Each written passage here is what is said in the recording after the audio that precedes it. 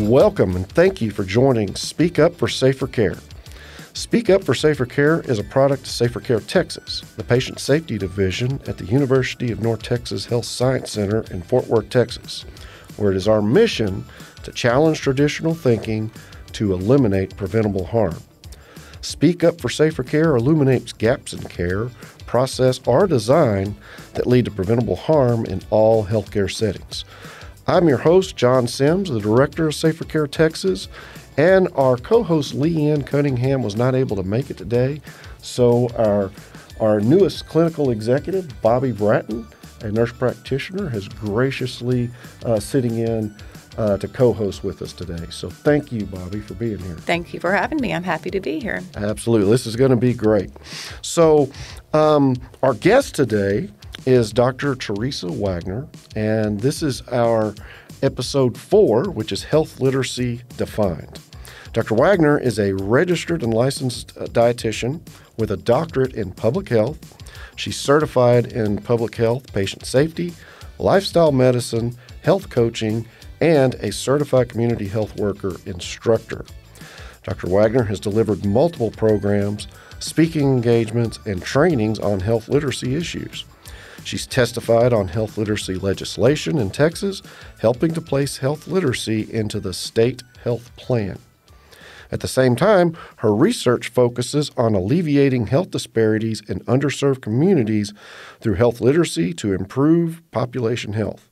She's received both the 2018 Texas Health Literacy Hero Award as well as the 2020 Distinguished Alumni Award from Texas Christian University.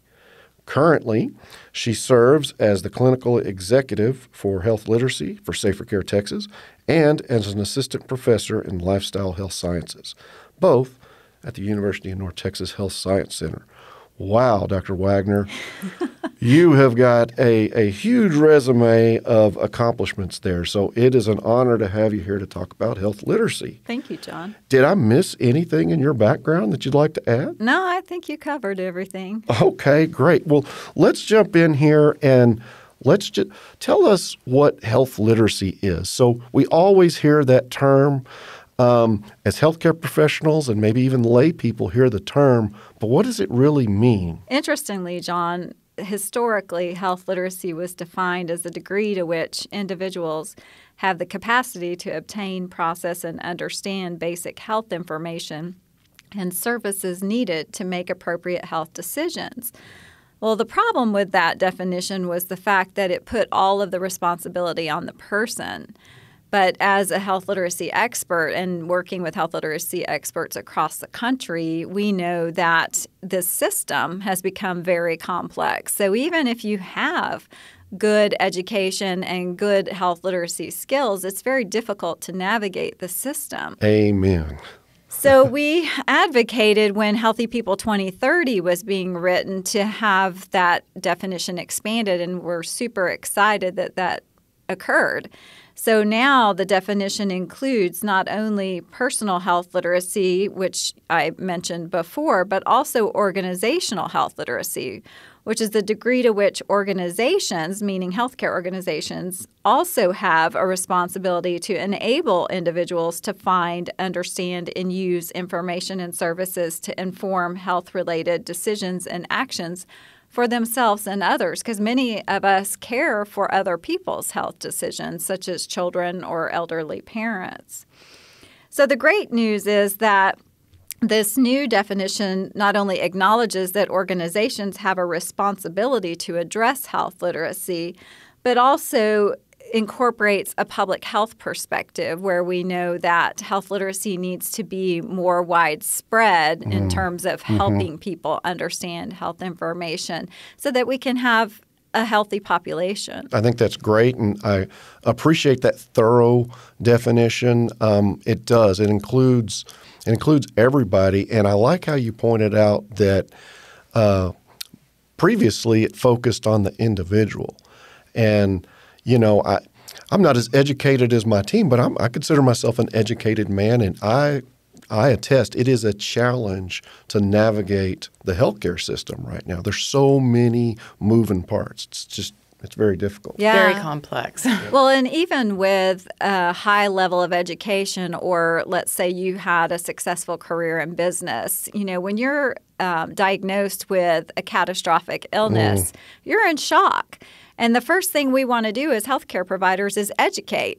So we're trying to educate someone who is not in a state to be receptive to education at that point. And so we need to take a step back and ensure that people understand the information they need to make those decisions. Great point. We're humans after all. Right. And we respond to stuff like that like a human would. So good point. So, Teresa, how does poor health literacy in verbal and written instructions impact patient safety? Well, what we know, Bobby, is that in peer-reviewed research, we've actually looked at these issues and what the outcomes were. And with low health literacy, it's been found that outcomes can occur such as reduced ability to understand labels and health messages, so meaning that you might not take your medication right, or if you're, trying to focus on your nutrition, you might not understand a nutrition label and how to avoid cholesterol or sodium and things like that. More hospitalizations, worse overall health status, high mortality among the elderly, and all of those occur because when people don't understand how to navigate healthcare or take care of their own health, they're going to wait until they're really, really sick to seek care rather than using preventative care, which would be what we would want, get those health screenings that we need to get every year and to tend to our health and well-being on a regular basis, eating a nutritious diet, exercising, stress reduction, all of those facets that make up a healthy life. We also see worse physical and mental health because people aren't taking care of those issues. I work in lifestyle health sciences, and we aspire to lifestyle medicine. So not only the things that I listed already, but also social connectedness and taking care of your stress management, and making sure you have those relationships that help us get through life and give us the support that we need to stay physically and mentally well. And then also greater use of emergency departments, not only because when it's difficult to navigate healthcare, you wait until you're so sick you have to go to the emergency department. But also if you don't know how or you don't have insurance, that's where you're going to go just for your basic healthcare needs. And we really need to reduce that because it's costing our country millions of dollars. So when you look at the bigger picture, improving health literacy actually can improve our healthcare spending. Couldn't agree more. Our guest last week was Dr. Wessling, a pharmacist. And I was telling her about some of the data that I had looked at as far as the state of Texas. And one of the ones, there's several, but the one that stuck out to me was people avoiding care due to cost. Texas is number 50th in the nation. Wow. Yeah. And so with that in mind, and it's obvious that we have opportunities, right, to improve this. From a financial perspective, from an outcomes perspective, and from a whole health perspective, we have an opportunity to improve all this, right? Right. So, how can we do that? It's very complex, right? The healthcare system is very complex. From a lifestyle and a safer care perspective, how can we encourage people to be mentally well, physically well? Right. It's a huge paradigm to get over because, we can teach people and they can have knowledge about what it takes to maintain health and wellness, but until they're empowered to actually do that. So if you think about the social determinants of health, do they live in an area where they're in a food desert? Do they have access to health care? Do they have transportation to get to health care? All of those things. So there's so many barriers. But then on the healthcare side of the fence, there's also the barrier of it's not required for healthcare to be health literate. And so that's where I've dedicated 10 years of my life is really advocating on both sides, trying to help empower people. As you know, we currently in SaferCare Texas have the program where we're going to communities where there's no community health workers or access to health care at all, and trying to build capacity in those communities by educating community members to become community health workers. So, working on that side, helping to empower people and communities, but also on the healthcare side where, you said, how can we get healthcare to the point where it's contributing as well? So encouraging providers to use health literacy techniques such as teach back and making sure that they listen to patients and rather than, just getting them in and out. And I know that a lot of that's systemic. So how do we address those systemic issues as well, which is why we developed our partnership with the DFW Hospital Council, where we have a health literacy collaborative and members from the hospitals in the DFW Metroplex get together and talk about the health literacy issues. Yeah, and all those are great points, and I appreciate you sharing them. I was thinking about as you were talking, I was thinking about the communities that we're working with or trying to work with in rural areas, and trying to focus on the libraries because those tend to be where community members.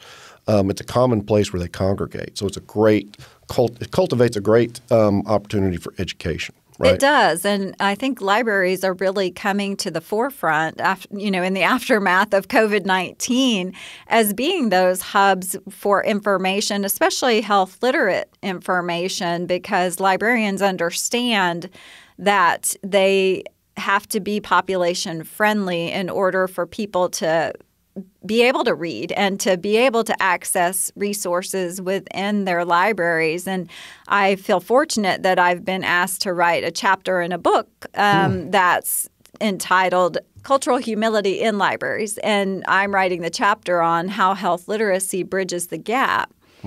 So, awesome. Yeah. So I see libraries coming to the forefront, and I know, and I've written in my chapter about the National Networks of Library of Medicine and how their health literacy grants on an annual basis have really lit that fire to empower communities to use libraries and for libraries to reach out to communities.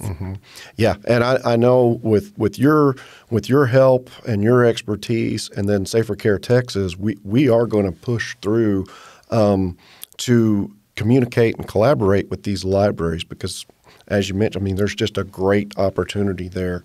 Now, one of the things when I was introducing you was your experience with the legislature. Can you tell us what specifically? Because we talked about organizations aren't, and I don't want to misquote you, but aren't forced to do anything with health literacy, right? So they don't really have to put their educational aftercare instructions or just basic disease instructions. They don't have to put that in health literate terms. Yeah, and I don't know that it's, a choice on their part. It's that they're managing so many priorities because I know, when I was doing my doctoral research that the ICD-10 codes came out. And so they canceled my training because it was more important to learn the ICD-10 codes, which, I have to agree. But, but then after you learn those, you need to come back around to health literacy. So it has been a challenge legislatively to put forth some guidelines within the state of Texas. And, again, because the state has so many things to juggle, but also when we have put forth the legislative, the bills, they basically want to form a committee to look at the problem of health literacy in Texas before, we move to the next step, which is putting forth some rules. And for those of us who now, me, have been working it for 10 years and some of my colleagues more than that, we know there's a problem with health literacy in Texas. So we'd really rather see some rules put forth, with legislation more promptly. And that's what we'll be working towards for this next session. So before we move on, I shared this in our first episode with Jessica Mock-Rangel. And around when we recorded that episode, I had just returned. I traveled via an airplane, and I looked in the pamphlet there in the back of the chair there about just the safety. You got a cushion, an air cushion under your seat, and you've got an oxygen mask that'll fall out of the ceiling. But there were very few words. There was nothing there but pictures and arrows. Correct. And it was very clear. And so, when you think about language and health literacy, how far do you think we are from that in healthcare, from getting to that simplicity? I know it sounds pretty robust, but. Yeah. So it's funny because I was just giving a presentation right before I came over here, and I was talking about where we're at with health literacy. And I said, I don't understand why 10 years later we're in the same spot where we were when I went back to school for my doctorate, because I've been talking about this for 10 years, and yet I revise documents for different organizations, or at least review them if they ask me to. And I said, in my slide that I show, it says, most healthcare materials are written at the 10th grade level or above. Well, I said, they're really written at above because when I'm reviewing them, they'll be way above college level. And I don't understand how healthcare organizations can't see that the average person wouldn't be able to understand it. My own daughter one time had to do a 24-hour urine collection, and they handed her a piece of paper with no pictures, no bullet points, just verbiage. So she takes a picture of it, texts it to me, and says, "Translate this for me, please." Oh, my. And I thought to myself, not everyone has a mom that can translate.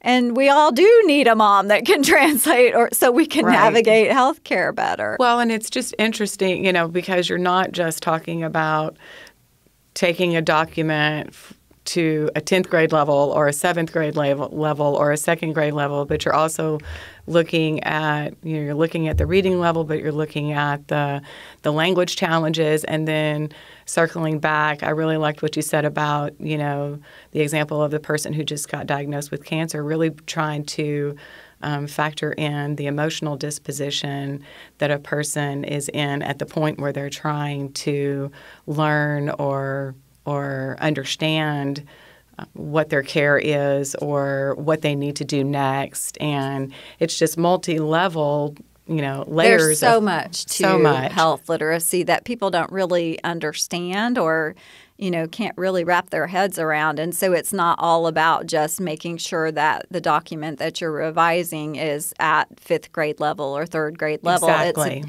taking into account all of these other factors. And to John's point about the pamphlet on the airplane is one of the things that I teach is that with health literacy, if you break it down to the most simple components and you use pictures, that it's translatable into many languages. Exactly. And think about that's what the airplane, that they have to consider. And so that's why they've hired someone to health literize their pamphlet. Exactly.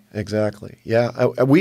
So suffice to say, we have a lot to do to improve communication, really, in healthcare. I mean, there was I read once that a Sentinel event for our audience, a Sentinel event is an event that occurs in a healthcare organization or place where somebody dies from an error, or there's a major disability as a result of a medical error.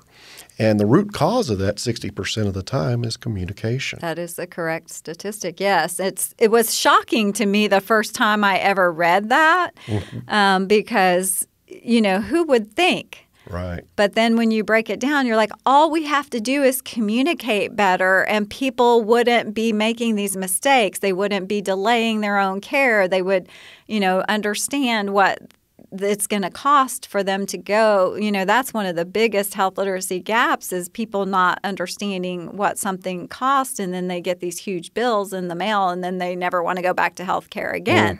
Yep. So it's all encompassing for sure. Absolutely. There was one other thing that you touched on a little earlier that I wanted to talk through, and I think it had to do with aftercare instructions. It had to do with what you were talking about, that providers and the healthcare workers in general are so they're stretched more than they ever have been right now as a result of the pandemic. What are your thoughts on, if somebody, we talked about the example of somebody having a cancer diagnosis, they're overwhelmed. Their intelligence level does not matter. They're trying to come to grips with that diagnosis. Right. Right. So what are your thoughts on people being in the best place to retain education that they might be receiving? Right. Well, one of the things we really need to do is to stage their education throughout their hospitalization. So, and even, that person with that diagnosis, depending on what procedures they're going to have immediately versus they're going to go home and come back for procedures, then you can, stage their education at home, build modules where they can go online and learn things on their own time when they're ready to learn those issues. And I forgot what your first part of your question was. Well, that's what I was leading up to. I think I was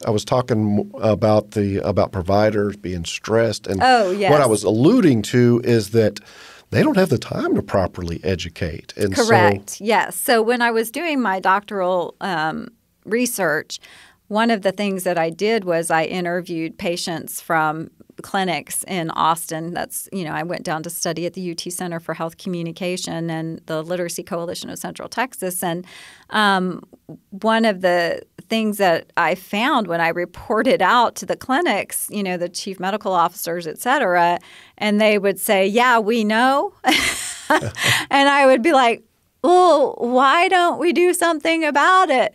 And one of them said quite frankly to me that who's going to pay for my provider to stay in the room for 10 more minutes to explain it? So I was in shock, but after I recovered, I said, well, that's why there's allied health professionals, because if that provider can't stop and explain at that moment in time, you can have another professional come in. We're looking at here at UNT HSC and SaferCare Texas using health coaches and community health workers as that conduit to health literacy.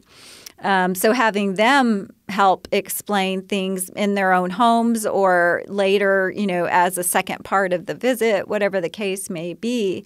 But also registered dietitians and physical therapists and PAs, nurses can do part of that education as well. But again, staging it is probably the number one. Oh, couldn't agree more. Yeah, I think staging is an excellent idea, and with the layers of the different providers and really trying to pace them out and having some overlap of the information, of course, but just remembering that they're having to soak it up in increments. And even with me having a clinical education and background, when I go to a doctor's appointment, more often than not, I still take somebody with me just because if it's about me, it's a whole different ball game. Yeah, that's very true. I want extra eyes and ears, to take advantage of, and that's just I was thinking about the libraries and the community health workers, and thinking about when you're in the clinical setting and how emotional that can be if you're getting a negative diagnosis, and then thinking about going into the libraries or having a community health worker or a health coach that could come behind and educate and share and answer questions, and what a that's putting it in a positive environment where they can absorb better. Even going to the library, it's a hopefully a familiar setting and social, but it's definitely not going to have the negative context that healthcare sometimes can bring. Right. And the great thing about, if you look at the continuum of care of all the different levels of caregivers, or care providers, is that they can all do kind of a teach back for each other. So you can say, well, what did the doctor say to you about XYZ? Well, what did the nurse tell you? And you can kind of ascertain where the patient's at with all this information that they've been getting, and you can then reteach if needed or reinforce if they're right on track. Absolutely. And I feel like that's probably empowering for them too, that they can talk about it. Right. So, Dr. Wagner, you have such a vast background of education and experience. What inspired you, or what is the path that led you towards becoming a health literacy expert? Well, it was quite serendipitous. So as a registered dietitian, obviously I met with patients and people and tried to help them to make changes in their lives to be healthier and more well. And, at that point, I had never learned anything about cultural competency or health literacy or, I always tried to elicit from them what their real life was like and work from that. But I really didn't know the depth to which there were barriers until you go into people's homes, which I did do later in my career. You really don't understand the full spectrum of what they might be dealing with. So another part of my career as a registered dietitian, I was a spokesperson for the National Dairy Council for 10 years. So that brought in the communication piece. So here I had this clinical and then I had this communication. And so when I came to UNTHSC for my doctorate in public health and met health literacy, I was like, well, this is, the perfect marriage of my two skill sets. But it was more than that once I got to my residency and I was out in the community seeing how much health literacy impacts people in their daily lives and how it limits people. It really just, tugged at my heart. And I think everyone has a story about, how health literacy has impacted their lives. And, I shared about my younger daughter with a more anecdotal little story, but my older daughter, and I was talking earlier in my lecture about how, when people are in that transitional stage of going from your parents caring for you to being an adult and you haven't built a knowledge base or self-efficacy unless you were trained in K through 12, which is one of my legislative initiatives, then you are in that kind of void of health literacy at that point. And many times, providers kind of have, just like we have these implicit biases that we don't realize. Well, a lot of the times providers have that towards young people and think either they don't understand, they can't understand, or that, oh, they're just a kid, or, I'm not really sure, but there's that void in there. And so she kept complaining of the same symptom over and over and over. And this went on for 2 months. And finally, a provider decided to do an MRI, and she went and had her MRI, left, and was about to take a bite of a donut. And they called her and said, you need to get back here immediately. You need an emergency appendectomy. Oh, my. That had been brewing for 2 months. Yes. Wow. So that was my pivotal moment where I said, this is it. This has got to change. Well, good for you. You are definitely a pioneer, I'll say, when it comes to health literacy. So even though it's been a decade, please keep pushing forward. Thank you. Well, thank you, Dr. Wagner, for sharing your knowledge and expertise with us today. And thank you, audience, for listening. Speak Up for Safer Care is made for the healthcare community by SaferCare Texas, the Patient Safety Division at the University of North Texas Health Science Center in Fort Worth, Texas. We'd like to thank our technical producer, Rob Upchurch. And remember, you should speak up. Advocate for yourself, your family, and your colleagues. If you are a healthcare worker, a counselor, subject matter expert, former patient, or caregiver, and have a patient safety story that you would like to share, being HIPAA compliant, of course, SaferCare Texas wants to hear from you. be our next guest.